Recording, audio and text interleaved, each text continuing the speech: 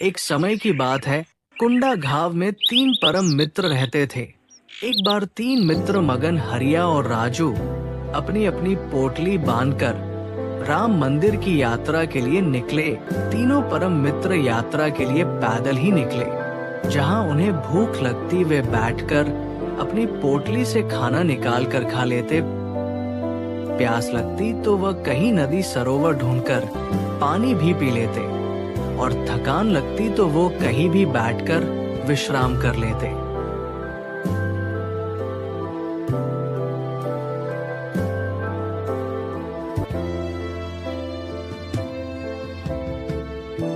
कई दिन बीत चुके हैं मित्र, अब हमारे पास भोजन भी समाप्त हो गया। हम मित्र, अब थकान भी बहुत लगने लगी है और मुझसे चला भी नहीं जाता। आज की रात यही गुजार लेते हैं, कल सुबह देखा जाएगा। हम मित्र, चलो ऐसा ही करते हैं। फिर तीनों मित्र उस पेड़ के नीचे लेट जाते हैं और जल्द ही खराटे लगाने लगते हैं। परंतु आधी रात में भूख के कारण तीनों की नींद खुल गई है। हाय, मुझसे अब और भूख बर्दाश्त नहीं हो रही। हाँ मित्र, भूख तो मुझे भी बहुत तेजी से लगी है, परंतु इतनी रात को भोजन मिलेगा कहाँ? हरिया, तुम तो हम सब में सबसे बुद्धिमान हो। अब तुम ही बताओ हमें क्या करना चाहिए, वरना भूख के मारे तो हमारे प्राण ही निकल जाएंगे। सब लोग अपनी अपनी पोटली टटोल कर देखो, कुछ ना कुछ तो पड़ा ही होगा। मेरे पास तो केवल एक मुट्ठी चावल ही बचे हैं। मेरे पास तो आधी मुट्ठी के लगभग चीनी ही बची है। फिर तो बात बन गई। मेरे पास डिब्बे में थोड़ा दूध बचा है, हम लोग खीर बना सकते हैं। फिर तीनों मित्रों ने जंगल से सूखी लकड़ियां बटोर कर आग जलाई और हांडी चढ़ा दी।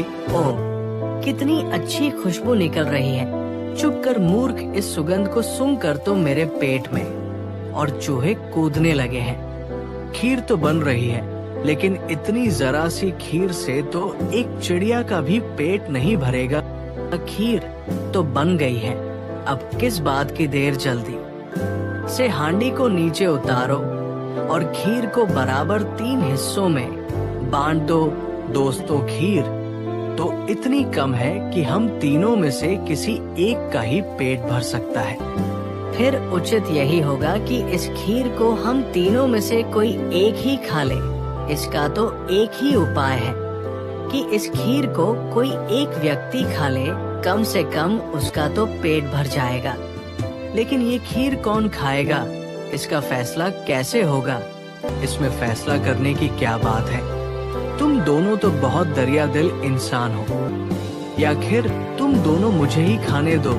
लेकिन मित्र हरिया, तुम ऐसा फैसला कैसे कर सकते हो? कुछ ऐसा उपाय निकालो कि ये खीर एक ही व्यक्ति खाए और सही व्यक्ति खाए। काफी देर सोचने के बाद हरिया बोला, रात होने में कुछ ही घंटे शेष बचे हैं। हम लोग एक कार्य करते हैं कि सभी लोग सो जाते हैं और जो इतने समय में सबसे अच्छा सपना देखेगा वही इस खीर को खाएगा। इस बात पर तीनों सहमत हो गए। लेकिन तीनों को नींद कहाँ आती पर वे सब सोने का नाटक करने लगे। सभी अपने अपने मन में एक स्वप्न सोचने लगे ताकि खीर उन्हीं को खाने को मिले। कुछ ही देर में सुबह हो गई।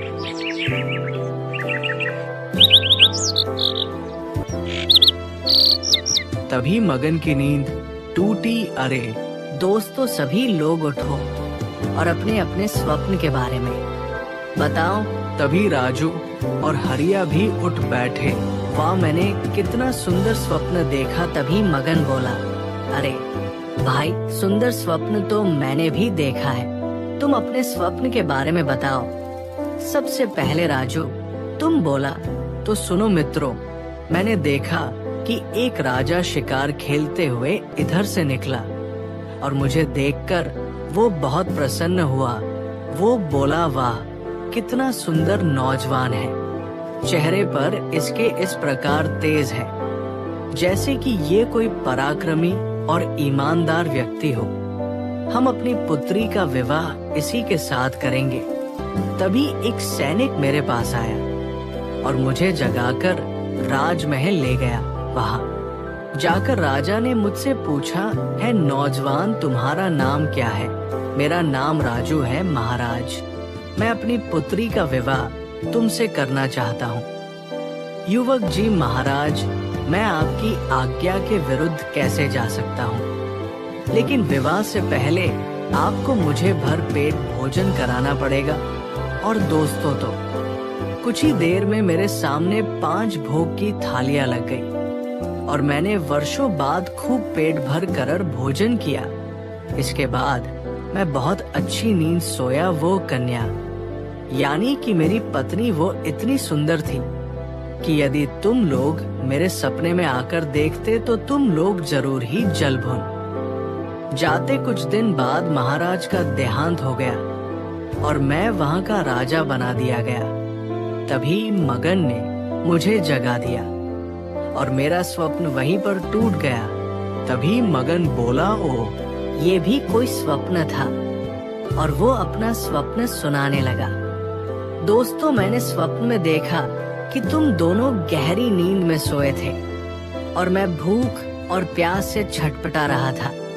मैंने माता रानी से बोला, है माता रानी, अगर मैंने अपने जीवन में कोई पुण्य किए हैं तो आज मुझे उसका फल दो। अगर मैंने पुण्य किए हो तो मुझे भर पेट भोजन करने के लिए दो, अन्यथा मेरे प्राण ले लो। तभी माता जी मेरे सामने प्रकट हुई और बोली, कहो पुत्र, तुम्हें क्या परेशानी है? तभी माँ ने अपने हाथों से स्वयं मुझे भोजन करवाया और तुम लोग वो दृश्य देखते तो समझते कि मैंने तुम लोगों से ज्यादा अधिक पुण्य किए हैं।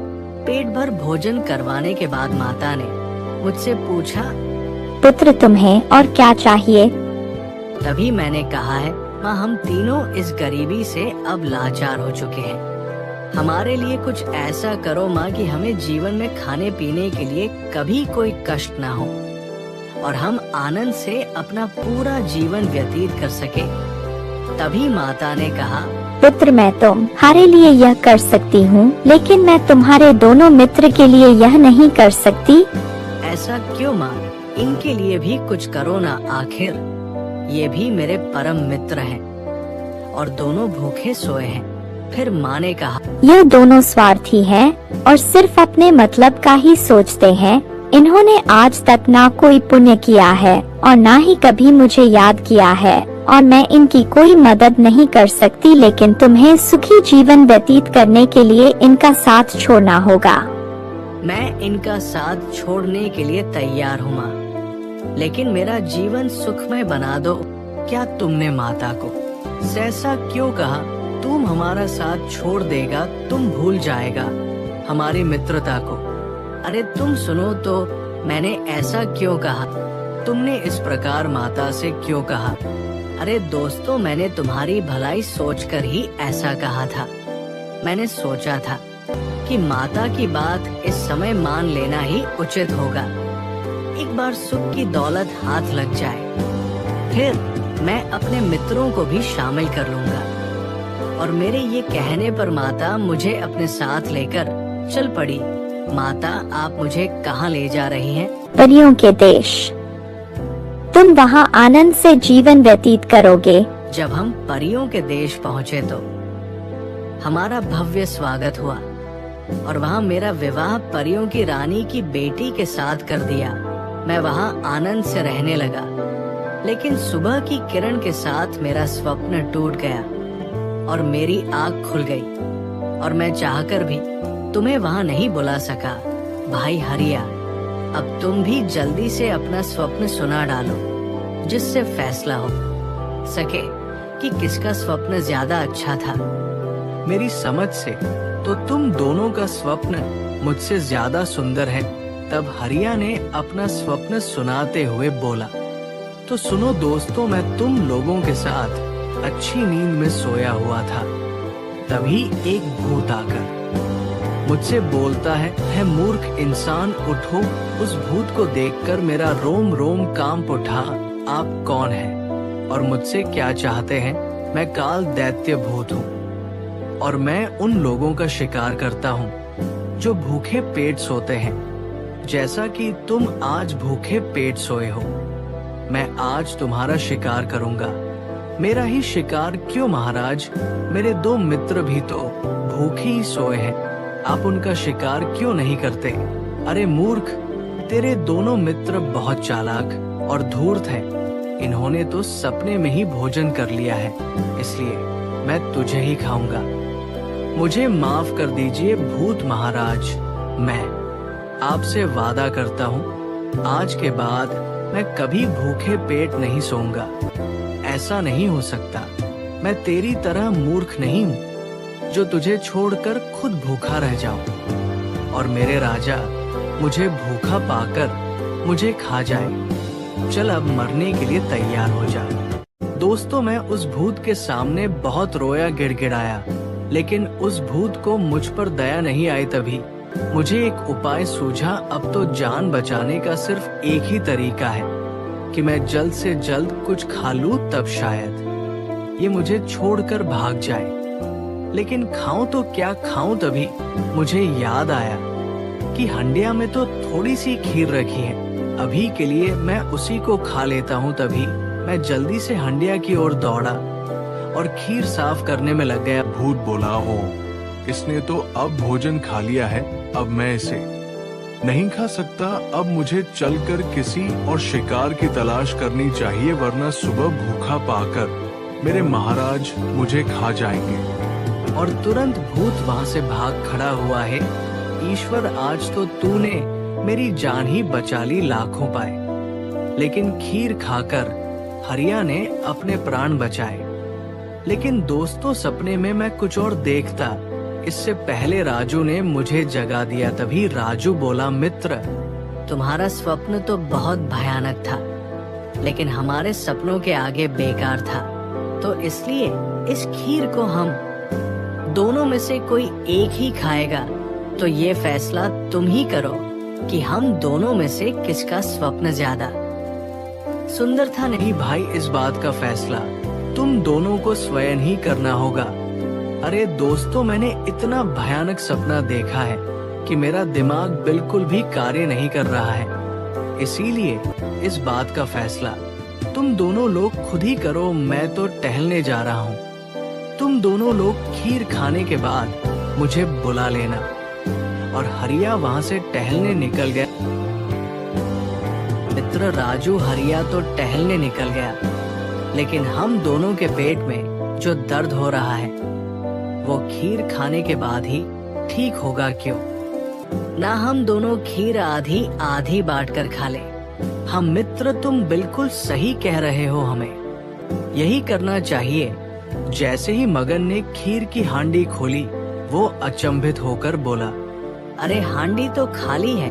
तुम सही कह रहे हो मित्र, यह हांडी तो पूरी तरह से खाली है, लेकिन यह सारी खीर खाई किसने? चलो हरिया से पूछते हैं।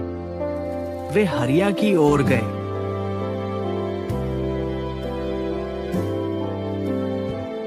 और हरिया से पूछा, मित्र हरिया, वो जो खीर की हांडी थी वो पूरी तरीके से खाली है, क्या तुम्हें पता है वो खीर किसने खाई? मित्र, मैंने तुम्हें पूरा किस्सा पहले ही बता दिया है। हो सकता है कि मार के डर से रात में मैंने ही सारी खीर खा ली हो। राजू भाई, ये कमबख्त तो रात को ही सारी खीर चट कर गया था स्वप्न में। नहीं मित्र, पूरे होशो हवास में हम में से सबसे अच्छा सपना इसी का था। बहुत आसानी से इसने हम दोनों को बेवकूफ बना दिया और सारी खीर खुद ही चट कर गया।